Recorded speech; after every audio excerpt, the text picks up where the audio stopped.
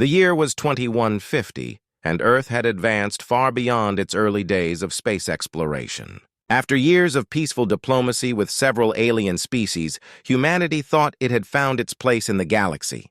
But nothing could have prepared them for the horrifying discovery that would change everything. It all began with a routine deep space reconnaissance mission. Earth's top space agency, the United Earth Coalition, UEC, had launched a fleet of drones to explore unknown regions of the galaxy. These drones were equipped with advanced sensors, capable of intercepting alien transmissions and gathering data from distant star systems. They had been patrolling the edges of known space when they picked up an unusual signal. It wasn't the usual background noise of space. It was a distress signal, faint but urgent, embedded deep within an encrypted transmission. The signal originated from a remote corner of the galaxy, a sector that had previously been marked off limits by the Galactic Empire. The UEC knew that the Empire controlled most of the galaxy's distant territories, and they had always assumed that their laws, while harsh, were not inherently cruel. But this signal changed everything. It wasn't a plea for help from an alien species, it was human. The message was clear and gut-wrenching, delivered by a young, terrified voice. The child's voice described a hidden prison-like facility where humans, many of them young children, were being held captive. These children were enslaved by alien overlords, working in unimaginable conditions. They were subjected to backbreaking labor, forced to mine dangerous minerals, and stripped of their basic human rights. The voice spoke of suffering, of friends lost, and of a hope that seemed to be slowly fading. The UEC acted quickly. A special task force was formed, led by Earth's best diplomats, military officers, and intelligence agents. They immediately began tracking the source of the distress signal, analyzing the data for any clues about the location of the facility. Their hearts sank when they confirmed it was within the Galactic Empire's territory, the same empire that Earth had been in negotiations with for years, the same empire that had always claimed to be civilized and just. But this was no time for diplomacy. This was something much darker. As Earth's government and military leaders reviewed the information, anger boiled over. They couldn't believe what they were hearing. The thought that their own kind, human children, were being held as slaves in a galaxy full of advanced civilizations was simply unacceptable. Humanity had fought too hard to get to this point, to be treated as equals, to be free. And now, some of their most vulnerable had been captured and enslaved. This could not stand. In a tense meeting, UEC officials made an immediate decision. They would launch a rescue mission. The human children had to be freed. But Earth's leaders knew it wouldn't be simple. The Galactic Empire had immense power. They controlled entire star systems, military fleets, and had advanced technology that Earth had only just begun to understand. It would be a difficult and dangerous operation, but humanity's resolve was stronger than ever. Before taking any action, the UEC needed more information. They couldn't risk sending a full-scale military force into an unknown area without knowing exactly what they were dealing with. So they deployed stealth reconnaissance ships, designed to slip past the Empire's defenses without being detected. The ships were equipped with the latest cloaking technology and high-tech scanners to find the hidden facility. It took several weeks, but the scouts finally pinpointed the location, an isolated mining world on the edge of the Empire's rule. This planet, covered in rocky landscapes and a harsh atmosphere, seemed like an unlikely place for such a tragedy. But beneath its barren surface, the truth was much darker. The UEC learned that the Empire had been using this planet as a slave labor camp for years. And what made it worse was that the humans being held there were not just ordinary workers. They were children.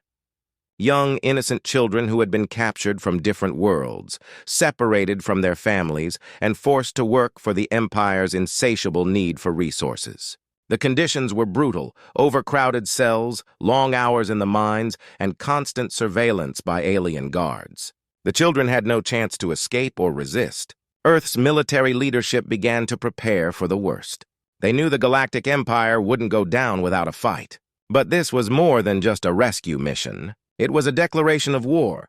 Earth could no longer stand by and let their people suffer at the hands of an empire that had shown nothing but cruelty. The pain of the children's suffering weighed heavily on the hearts of every human who learned the truth. But there was also a spark of hope, a glimmer of something even more powerful than anger. It was a feeling that Earth had forgotten about in recent years, a feeling of unity. The entire planet, united by the news, began to rally together. People from all walks of life, all corners of Earth, stood up and said, "This is not who we are. We are not weak. We will not let this happen." And with that, humanity's fury was unleashed. As news of the enslaved children spread across Earth, the anger and fear ignited something even more powerful: unity. People from all walks of life, all nations, came together. There was a shared understanding that this wasn't just an attack on a few children, it was an attack on humanity itself. The UEC, United Earth Coalition, knew they had to act fast and they had to act carefully. The Galactic Empire was vast and powerful, and they would not give up their slaves without a fight. But Earth was ready. Humanity had learned much in the years since the first human colonies were established on distant planets. They had built alliances with other species, traded technology, and expanded their military capabilities. Now, all of that knowledge and strength would be put to the test. The UEC immediately began assembling its forces. The first priority was intelligence. Earth's best scientists and analysts worked day and night to decode every scrap of information they had received from the distress signal. They needed to know everything about the Empire's military, their weapons, their defenses, and most importantly, the location of the facility where the children were being held. For the first time in centuries, Earth's intelligence agencies were fully united.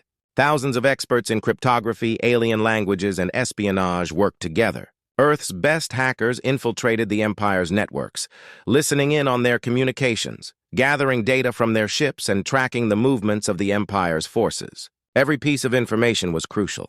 Every move had to be calculated. While the intelligence team worked behind the scenes, Earth's military forces were mobilizing.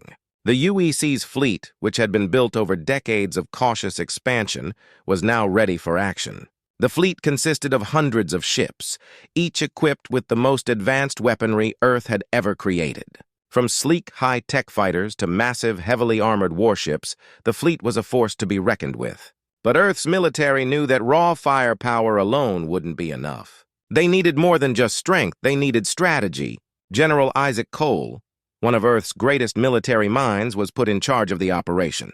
A seasoned veteran of several interplanetary conflicts, General Cole understood that this mission required more than just brute force. It needed precision, stealth, and the ability to strike quickly and effectively.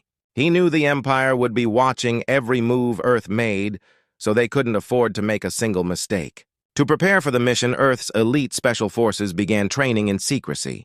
These soldiers were selected for their skills in infiltration, combat, and survival. They were experts in everything from hand-to-hand combat to using the latest Earth-made weapons.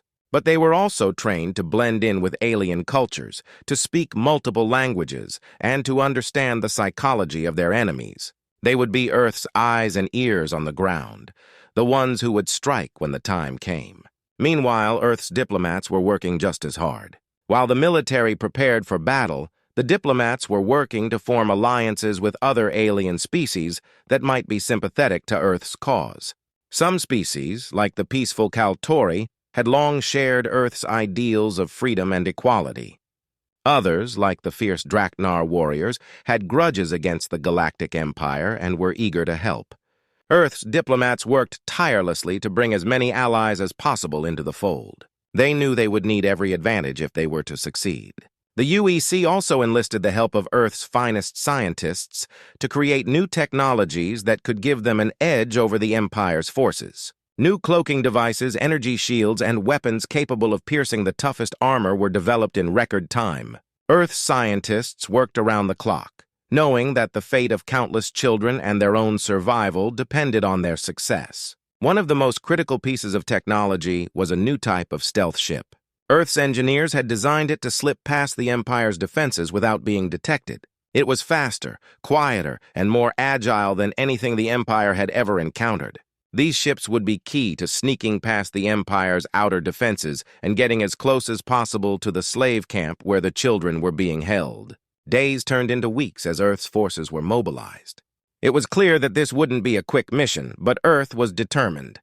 The operation, codenamed Operation Freedom, was about to begin. Earth's leaders and military commanders knew the risks, but they also knew that if they succeeded, it would send a message across the galaxy. Humanity would never back down from injustice. And so, Earth's forces stood ready, their hearts united by a single powerful goal: to free the enslaved children and make the Galactic Empire regret ever underestimating humanity.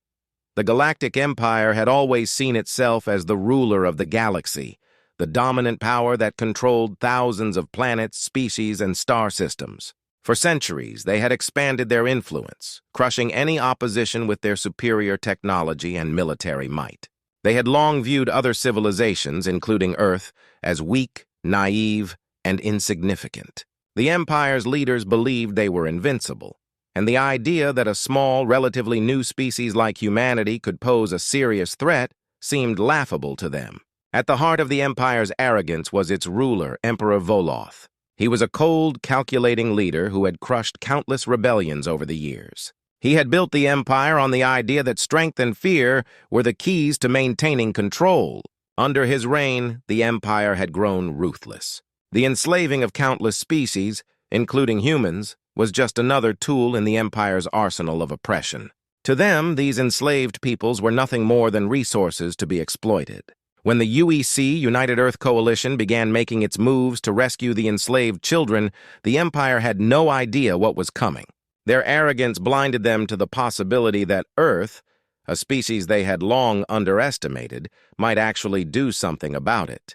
They dismissed the reports from their own spies, who had started noticing unusual activity around the edges of their territory. It wasn't uncommon for smaller factions or rebels to cause trouble in remote parts of the galaxy, so the Empire ignored the warning signs. In the Empire's main command center, high-ranking officials scoffed at the idea that a human-led force could cause any real harm. "Let them bark," one officer said dismissively. "They are a mere flea. The Empire will crush them like all the others before." This was the prevailing attitude among the Empire's top brass. Humanity was just another species to be subjugated. They couldn't fathom the idea that Earth might be capable of launching a full-scale rescue mission, let alone that humanity had the resolve to win. While the Empire's leaders were busy underestimating Earth, the enslaved humans were suffering in silence. On the mining world where the children were being held, the conditions were worse than anyone could have imagined. The Empire had hidden the facility deep within the planet's rough and dangerous terrain, thinking it would be impossible for anyone to find it. The slaves were forced to work in the deadly mines for endless hours, digging for precious minerals that the Empire needed for their weapons and technology. They were treated like machines, their suffering ignored by the Empire's elite. The children who had been taken from their homes had little chance of survival. Their bodies were weak from starvation, their spirits broken by the endless work and harsh punishments. But even in these dark conditions, there were moments of hope. The children whispered to each other of a day when they would be free, when someone would come for them.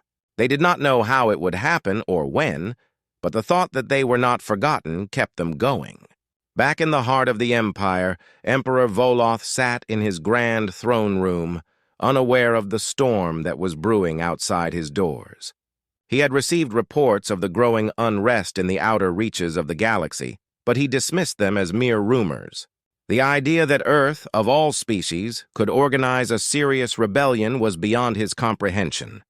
His agents, who were spread thin throughout the galaxy, were focused on more pressing matters, like keeping control over the Empire's vast network of planets. To him, the human resistance was nothing more than an insignificant blip on the radar. The Empire's ignorance was their greatest weakness.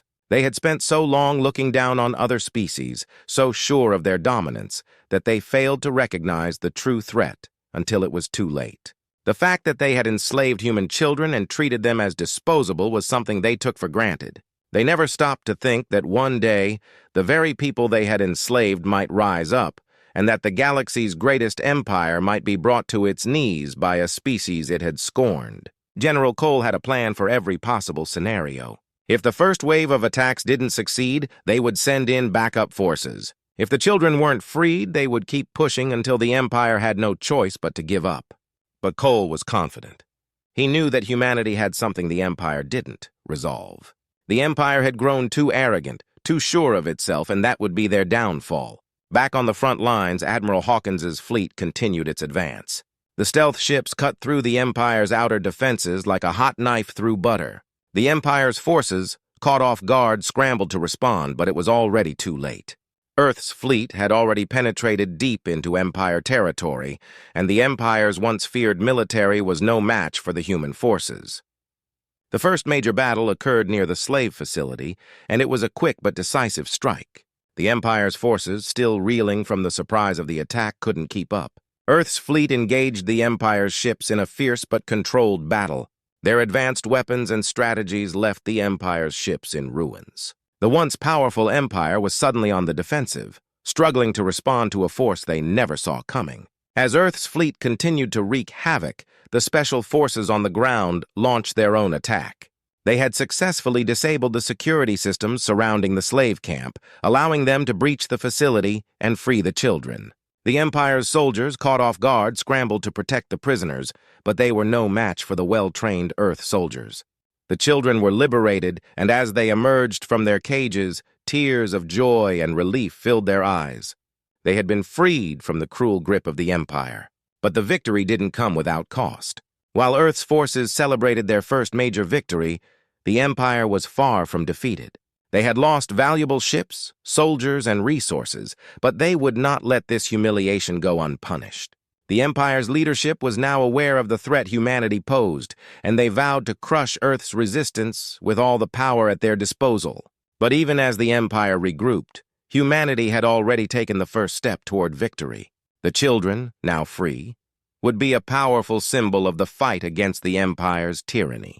They would remind the galaxy that no matter how powerful an empire became, it was nothing without the will of the people. And Earth, united in its resolve, had proven that no force in the galaxy could stand against them.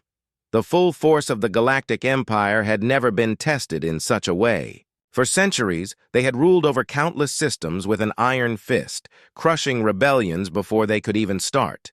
The idea that a single small planet, Earth, could challenge them seemed ridiculous. But now the Empire had made a critical mistake. They had underestimated humanity, and they would regret it for the rest of their existence. When the news reached Emperor Voloth, he was furious. His officials and generals had assured him that humanity was nothing more than a primitive species that could be easily controlled. They had laughed at the idea of Earth even attempting to fight back, and now they were facing the consequences of their arrogance. The Empire had lost hundreds of soldiers and ships in a single day, and the prisoners, human children, were free. A burning rage filled Voloth's heart, but he knew it wasn't enough to simply be angry. He had to act. From his throne room, the Emperor barked orders to his military leaders. "Find them! Destroy them all! The humans will regret this mistake!" His voice echoed through the vast hallways, but despite his rage, there was fear in his words. The Empire had never faced such a force, not even in their darkest days of war. Humanity had proven that they could strike hard and fast, and the Empire was now on the defensive. Back on Earth, General Isaac Cole and Admiral Sarah Hawkins received the reports of the Empire's fury. The victory was still fresh in their minds, but they knew it wouldn't last long.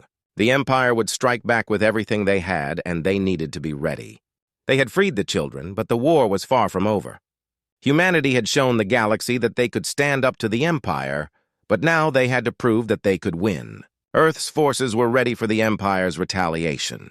They had been preparing for this moment, knowing it was only a matter of time before the Empire sought revenge. But what they hadn't anticipated was how quickly the Empire would respond. Within hours, the Empire's fleet was on the move, heading directly for Earth's borders. They had gathered their remaining strength, intending to destroy everything in their path.